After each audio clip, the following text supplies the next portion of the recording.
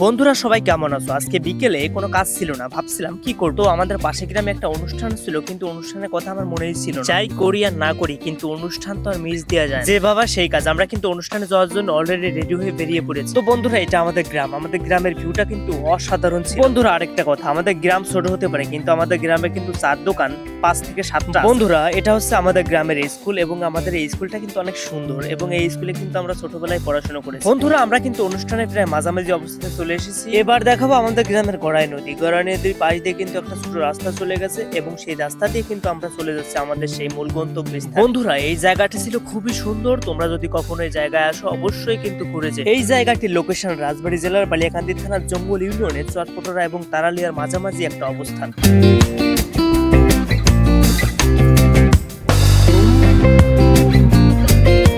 বন্ধুরা, এবার একটা বাগান পাড়ি দিতে হবে, যেটা খুবই ভয়ঙ্কর। এখানে শুধু বাঁশের চাষ করা হয়। দেখেন, চারপাশে শুধু বাঁশের ঝাড় আর বাঁশের ঝাড়। বন্ধুরা, এটা কিন্তু সেই তারালিয়া গ্রাম, এবং এই গ্রামের ভিতর দিয়ে কিন্তু আমরা চলে যাচ্ছি। এই গ্রামের ভিউটা কিন্তু অসাধারণ ছিল, আপনাদেরকে একটু দেখানোর চেষ্টা করব।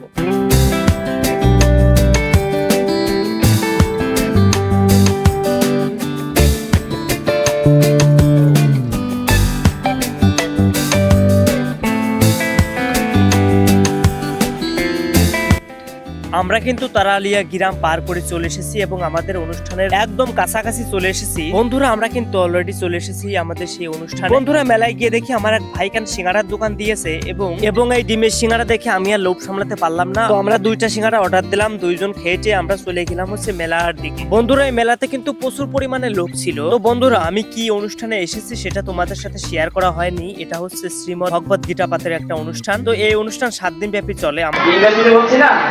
ইংরেজিতেই বললাম।